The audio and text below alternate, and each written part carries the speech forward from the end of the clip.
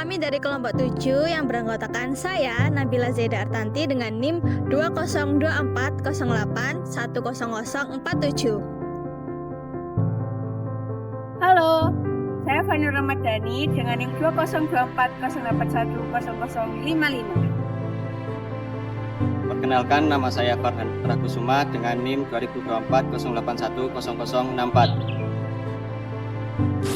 Hai semuanya, selamat datang di podcast Suara Psikologi Sosial. Seru banget hari ini kita bakal ngobrolin satu tema yang dekat banget dengan kehidupan mahasiswa. Yap, topik kita kali ini adalah konformitas dan gaya hidup hedonisme, terutama di lingkungan kampus yang penuh tekanan sosial. Nah, teman-teman semua pernah nggak sih harus ikut suatu tren atau beli sesuatu yang seharusnya kalian tuh nggak butuh-butuh banget, tapi kalian tuh beli gitu teman-teman. Nah, itu juga salah satu bentuk konformitas gitu teman-teman. Di podcast ini kami sudah ngobrol bareng teman-teman dari berbagai fakultas, dari hukum, fisip, sampai psikologi. Dan juga beberapa mahasiswa yang cerita tentang fenomena gaya hidup konsumtif, bahkan di kalangan penerima KIPK. Kita bakal lihat bareng-bareng gimana pengaruh sosial bekerja dalam kehidupan mahasiswa dan apa saja dampaknya secara psikologis, sosial, bahkan moral. Sebelum kita masuk ke hasil wawancara, kita bahas dulu nih konsep dasarnya. Apa itu konformitas dan bagaimana itu bisa terjadi. Nah, dalam psikologi sosial, konformitas adalah kecenderungan seseorang untuk menyesuaikan diri dengan norma kelompok. Kecenderungan tersebut kadang bertentangan dengan nilai pribadi seseorang tersebut, tapi kita ini tetap ikut-ikutan demi bisa diterima di kelompok tersebut. Salah satu eksperimen terkenal adalah dari Solomon Asch yang menunjukkan bahwa seseorang bisa saja memilih jawaban yang salah hanya karena mayoritas orang di sekitarnya memilih itu. Lalu kita punya istilah hedonisme, yaitu gaya hidup yang berorientasi pada kesenangan atau penampilan semata dalam konteks kampus. Ini bisa terlihat dari budaya konsumtif, tampil trendy, dan ikutan tren, meskipun kemampuan finansialnya terbatas. Nah, ketika dorongan konformitas bertemu dengan gaya hidup hedonis, bisa muncul tekanan sosial yang kuat nih teman-teman. Bahkan sampai bisa menyalahgunakan KIPK hanya demi menjaga citra mereka. Lalu, apa pendapat mahasiswa tentang fenomena ini? Yuk kita dengerin. Selamat siang, dengan siapa di sini? Saya Raden dari Fakultas Hukum. Baik Mas Raden, saya ingin bertanya. Menurut Anda, apakah penggunaan dana KIPK untuk kebutuhan konsumtif merupakan bentuk penyalahgunaan secara hukum atau moral? Oke, menurut saya penggunaan dana KIPK untuk konsumtif itu merupakan pelanggaran bentuk penyalahgunaan secara hukum maupun secara moral. Secara hukumnya itu kan dana KIPK kan diperuntukkan untuk pendidikan, diantara lainnya itu pembayaran UKT, terus bantuan penunjang kuliah. Kalau digunakan untuk seperti hiburan dan lain-lain itu pelanggaran secara aturan, program gitu. Kalau secara moral itu ya melanggar karena dana itu kan diperuntukkan harusnya sesuai dengan programnya, dengan kebutuhannya, tapi digunakan tidak sesuai, ya lebih baik digunakan untuk mahasiswa yang lebih membutuhkan, itu menurut saya.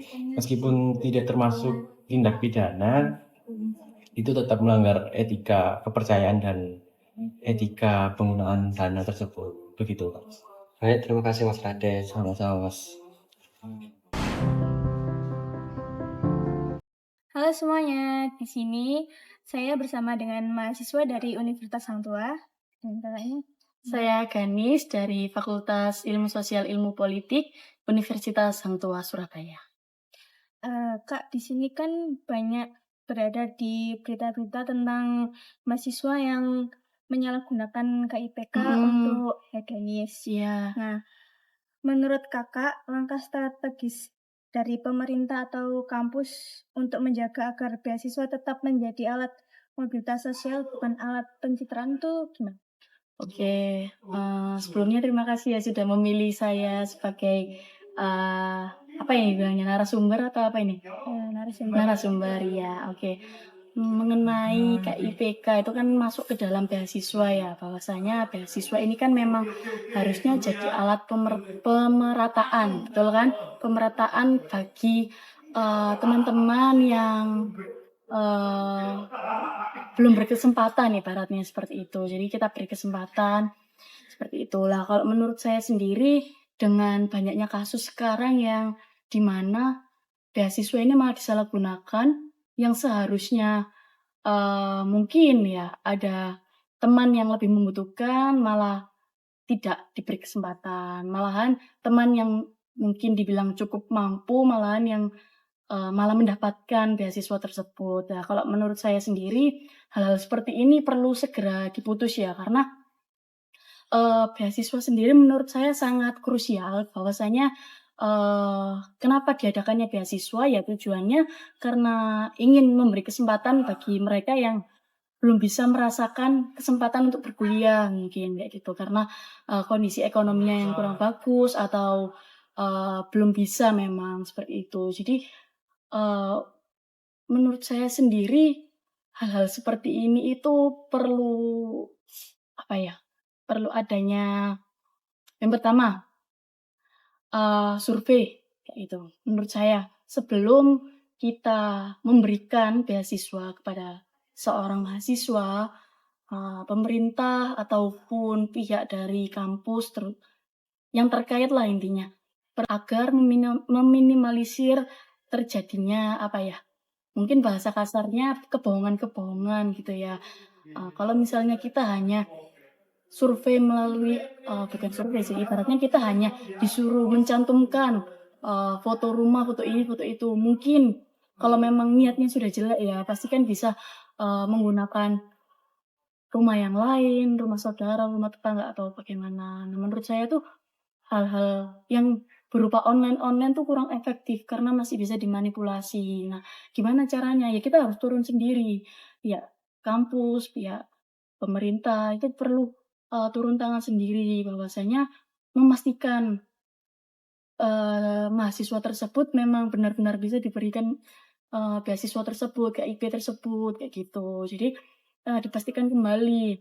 Lalu untuk persyaratan dan prosedurnya, menurut saya harus ini sih direlevankan ya, terkait dengan status ekonomi, mungkin terkait dengan pendidikan, terkait dengan latar belakang keluarga. Menurut saya itu perlu digali, bukan berarti kita apa ya, bukan berarti kita melanggar privasi seseorang, tapi kan memang supaya tidak terjadi penyalahgunaan beasiswa tersebut kembali tuh. Nah, mungkin dari pemerintah ataupun jangan pemerintah deh, jangan jauh-jauh ke pemerintah, dari pihak kampus ya, dari pihak fakultas mengadakan sosialisasi. Jadi supaya yang nggak tahu informasinya bisa jadi tahu nih kayak gitu. Karena sejauh ini yang sependek pengetahuan saya ya, kebanyakan mereka yang nggak dapat beasiswa, mereka nih seharusnya dikatakan tidak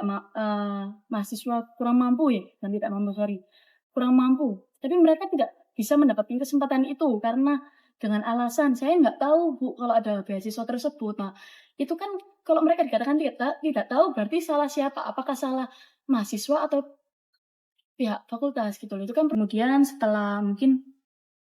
setelah sudah diberikan beasiswa nih, dimonitoring menurut saya ya, itu yang paling terpenting juga, apakah mahasiswa tersebut ini menggunakan dengan baik dan bijak gitu. Karena kita tidak pernah tahu niat hati manusia seperti apa. Kita tidak berniat untuk berpikiran buruk ya, cuman kan supaya terstruktur gitu loh, supaya oh iya dari awal kita mengevaluasi, kemudian saat sudah diberi kita monitoring kembali apakah beasiswa ini digunakan dengan baik dan bijak, apakah pemotongan harga dan segala macamnya itu efektif kepada beliau dan yang bersangkutan, seperti itu. Mungkin itu sih yang bisa saya berikan kalau sependek pengetahuan saya ya. Jadi harus pentingnya untuk membuat sosialisasi kepada mahasiswa. Betul. Oke, baik Kak, terima kasih atas jawabannya. Iya.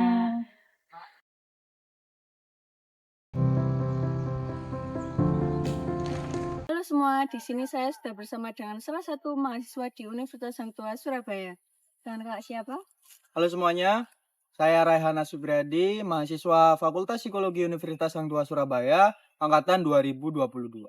Baik, Kakak kan dari Fakultas Psikologi nih. Ya.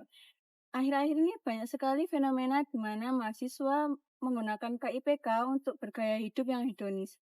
Nah, dari sudut pandang Kakak dari Fakultas Psikologi, apa saran Kakak agar mahasiswa memiliki ketahanan psikologis dan untuk tekanan sosial dan tetap bertanggung jawab secara moral? Oke, menurut saya ya, mengingat sekarang kan emang banyak mahasiswa itu menyalahgunakan produk pemerintah, KIPK, sebagai bentuk kehedonitasan mahasiswa untuk gaya-gayaan dan lain-lain. Menurut saya sebagai mahasiswa, peran psikologis yang bisa kita gunakan adalah ya perlu ketahanan diri dari mahasiswanya itu sendiri. Kayak perlu penyadarkan untuk mahasiswa itu gimana sih, apa fungsi dan tujuannya KIP itu apa, kemudian apa gunanya KIP itu untuk apa, dan pemberitahuan lebih lanjut terkait KIP itu gunanya tuh untuk apa aja sih. Kemudian pastinya juga perlu bantuan dari pihak universitas juga kan. Universitas harusnya juga mampu menyediakan ruang konseling bagi mahasiswa-mahasiswa itu agar terarah, agar gak sementa-menta mereka mengajukan langsung dikasihkan. Tapi ditelusuri dulu, emang butuh apa enggak. Karena nyatanya kan mahasiswa gak bakal didapetin kalau gak dikasih gitu kan. Mereka mengajukan tapi pemerintah sewenang-wenang juga memberikan tanpa menyelidiki, yaitu akhirnya kehedonitasan itu terjadi. Yaitu, jadi bukan hanya mahasiswa aja yang perlu dibenahi, namun juga pemerintah pun, universitas pun juga diharap mampu bisa mengelola itu semua, juga bisa menyediakan ruang untuk konsultasi terkait KIP itu, agar penyalahgunaan ini bisa berkurang. Terima kasih Kak Asfi atas jawabannya yang telah diberikan. Artinya mahasiswa ini perlu sekali ya teman-teman untuk dibekali kesadaran dan prinsip agar mereka tidak mudah untuk terbawa arus dengan tekanan sosial. Oke, terima kasih Kak Asfi.